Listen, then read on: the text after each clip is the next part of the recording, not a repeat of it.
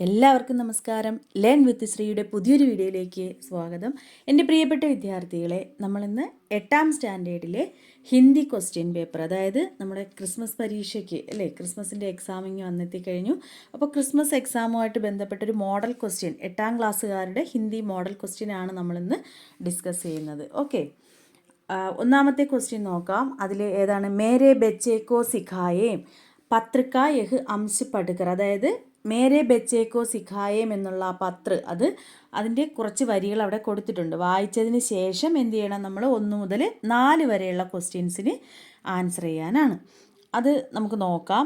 അഗർ സംഭവ് ഹോ തോ ഉസേ കിതാബോം കി മൻമോഹക് ദുനിയാമേം അവശ്യ ലേ ജായേം, സാത്ത് സാത്ത് ഉസേ പ്രകൃതി കി സുന്ദരത, नीले आसमान में उड़ते आज़ाद पक्षी, सुनहरी धूप में गुनगुनती मधुमक्खियाँ और पहाड़ के ढलानों पर खिलखिलाते जंगली फूलों की हंसी को फी निहारने दे.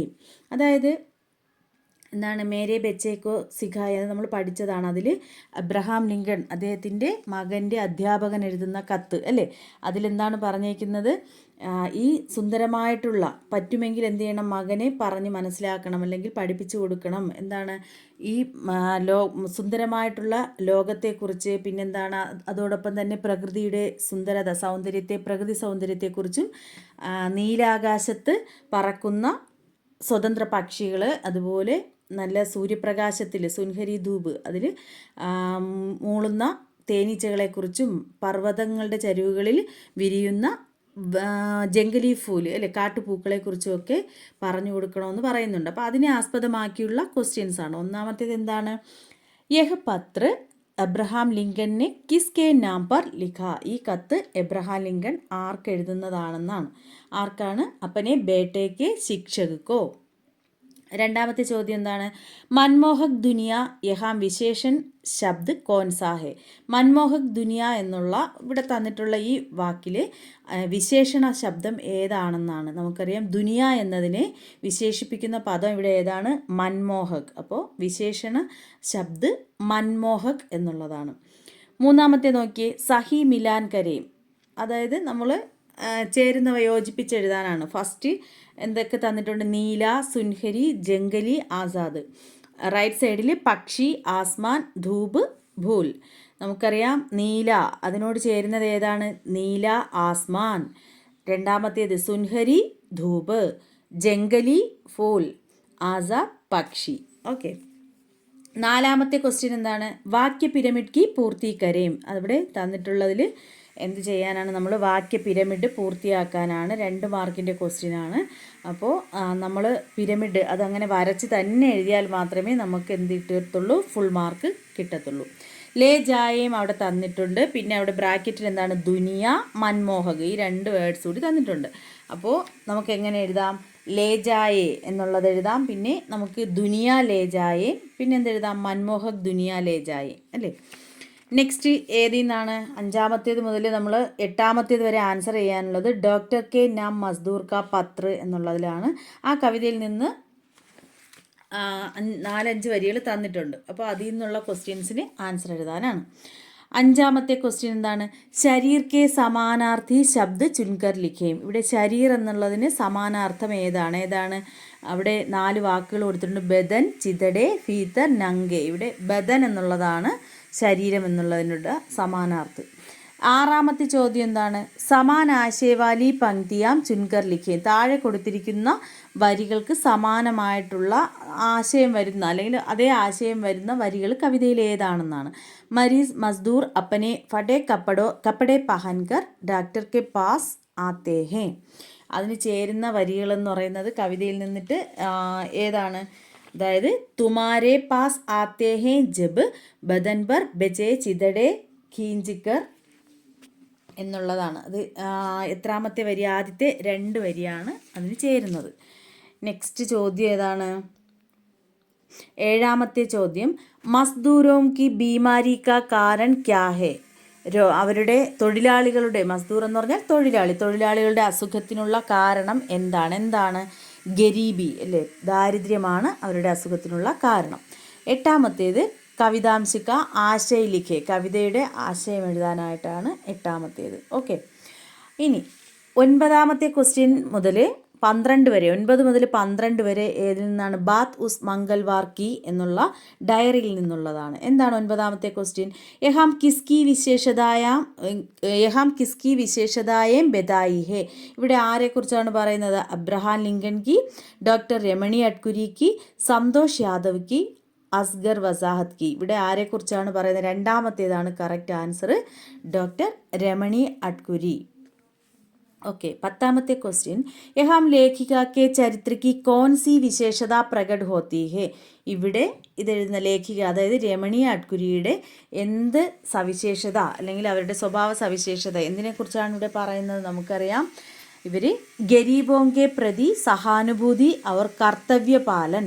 ഗരീബോംകെ പ്രതി എന്ന് പറഞ്ഞ പാവപ്പെട്ടവരായിട്ടുള്ള രോഗികളുടെ അടുത്ത് ഇവരെങ്ങനെയാണ്? സഹാനുഭൂതിയോടുകൂടിയും പിന്നെ അവരുടെ കർത്തവ്യപാലനം ചെയ്യുന്ന ജോലിയോടുള്ള അവരുടെ ആത്മാർത്ഥത അല്ലേ, അവർ അങ്ങനെ കൃത്യനിഷ്ഠയുള്ള ഒരു ഡോക്ടറാണ്. അതാണ് അവരുടെ സ്വഭാവ സവിശേഷത.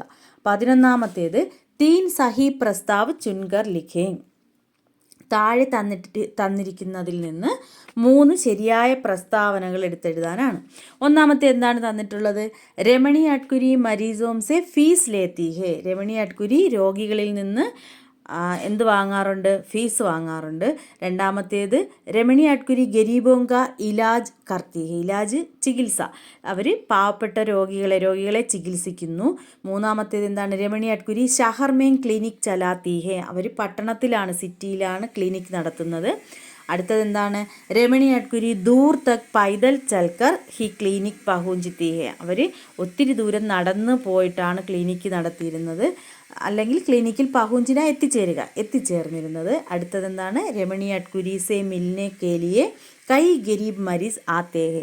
ഇവരെ കാണുന്നതിന് വേണ്ടിയിട്ട് ഒരുപാട് പാവപ്പെട്ട രോഗികൾ എത്തുമായിരുന്നു. ഇതിൽ നിന്ന് കറക്റ്റായിട്ടുള്ള 3 എണ്ണമാണ് എടുത്തെഴുതാനുള്ളത്. അതിൽ രണ്ടാമത്തേത് ഖ, അത് കറക്റ്റാണ്. രമണി അഡ്കുരി ഗരീബോങ്ക ഇലാജ് കർത്തി ഹേ. അവർ പാവപ്പെട്ടവരെ ചികിത്സിച്ചിരുന്നു. അടുത്തത് ഏതാണ്? അതിൽ 4ാമത്തേത് കറക്റ്റാണ്. രമണി അഡ്കുരി ദൂർ തക് പൈദൽ ചൽക്കർ ഹി ക്ലിനിക് പഹുഞ്ചിത്തി ഹേ.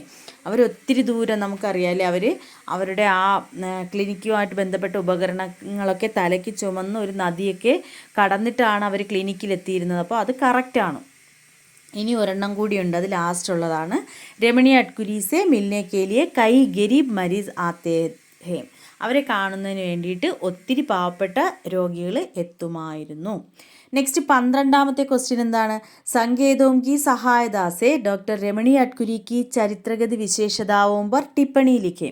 താഴെ തന്നിട്ടുള്ള സൂചനകൾ വെച്ചിട്ട് രമണി അഡ്കുരിയുടെ അവരെക്കുറിച്ചുള്ള ഒരു ടിപ്പണി എഴുതാനാണ്. അവിടെ സൂചനകൾ എന്തൊക്കെയാണ്? കർത്തവ്യനിഷ്ഠ, സമാജ് സേവിക, നിസ്വാർത്ഥ, ദയാലു. ഇത്രയും കൂടെ ഉൾക്കൊള്ളിച്ച് എഴുതാനാണ്, സൂചനകളാണ്. അഥവാ അല്ലെങ്കിൽ നമുക്ക് എന്തെഴുതാം? അപ്പനെ കർത്തവ്യ നിഭാനെ മേ സമർപ്പൺ ഭാവന രഖ്നെ വാലി ഡോക്ടർ രമണി അഡ്കുരി കാ അഭിനന്ദൻ കർത്തേ ഹുയെ പത്ര ലിഖേ. കത്തെഴുതാനാണ്, അവരെ അഭിനന്ദിച്ചു കൊണ്ടുള്ള, അവരുടെ ആ സമർപ്പണാർപ്പിത മനോഭാവത്തോടു കൂടിയുള്ള ഒരു ഡോക്ടറാണല്ലേ അവർ. അപ്പോൾ അവരെ അഭിനന്ദിച്ചു കൊണ്ട് നമുക്കൊരു കത്തെഴുതാം. അല്ലെങ്കിൽ കത്ത്, അപ്പോൾ ടിപ്പണി അല്ലെങ്കിൽ കത്തെഴുതാൻ 4 മാർക്കിനാണ്. ഓക്കെ. നെക്സ്റ്റ് 13ാമത്തേത് 13 മുതൽ 15 വരെയുള്ള ക്വസ്റ്റ്യൻസ് ദോഹയെ അടിസ്ഥാനമാക്കിയുള്ളതാണ്. 13ാമത്തെ ക്വസ്റ്റ്യൻ എന്താണ്? ഇസ് ദോഹെ കാ രചയിത കോൻ ഹെ. ഈ ദോഹ എഴുതിയത് ആരാണെന്നുള്ളതാണ് ക്വസ്റ്റ്യൻ. ആരാണ് ഈ ദോഹ എഴുതിയത്? അവിടെ കൊടുത്തിട്ടുണ്ട് സൂർദാസ്, കബീർദാസ്, റഹീം, തുളസീദാസ്. അതിൽ കബീർദാസ് ആണ് കറക്റ്റ് ആൻസർ. 14ാമത്തെ ക്വസ്റ്റ്യൻ ഇസ് ദോഹെ കാ ആശയ് ക്യാ ഹെ. ഈ ദോഹയുടെ ആശയം എന്താണ്? പരോപകാർ കർണ ചാഹിയെ, പരോപകാരം ചെയ്യുക. പിന്നെന്താണ്? പരോപകാരം ചെയ്താലും പിന്നെന്താണ്? മീഠി ബാത്തേം കർണി ചാഹിയെ, മധുരമായിട്ട് സംസാരിച്ചാലും. നമ്രതാപൂർവ്വ വ്യവഹാർ കർണ ചാഹിയെ, വിനയപൂർവ്വം പെരുമാറിയാലും. പിന്നെന്താണ്? ബുരാ വ്യവഹാർ കർണ, മോശം പ്രവൃത്തി അല്ലെങ്കിൽ ചീത്ത സ്വഭാവം ചെയ്താൽ. ഇതിലേതാണ് കറക്റ്റ് വരുന്നത്? 1ാമത്തേതാണ്, പരോപകാർ കർണ ചാഹിയെ. ഓക്കെ.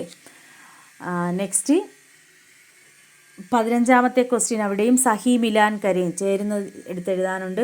പന്തി, അതിദൂർ, നാഹി, ലോഗൈ. റൈറ്റ് സൈഡിൽ ലഗ്താഹെ, നഹീം, യാത്രി, ബഹുത്ത് ദൂർ. ഏതാണ് ചേരുന്ന? പന്തി എന്നുള്ളതിന് വഴിയാത്രക്കാരനല്ലേ, അതിന് ഓപ്പോസിറ്റ് വരുന്നത്.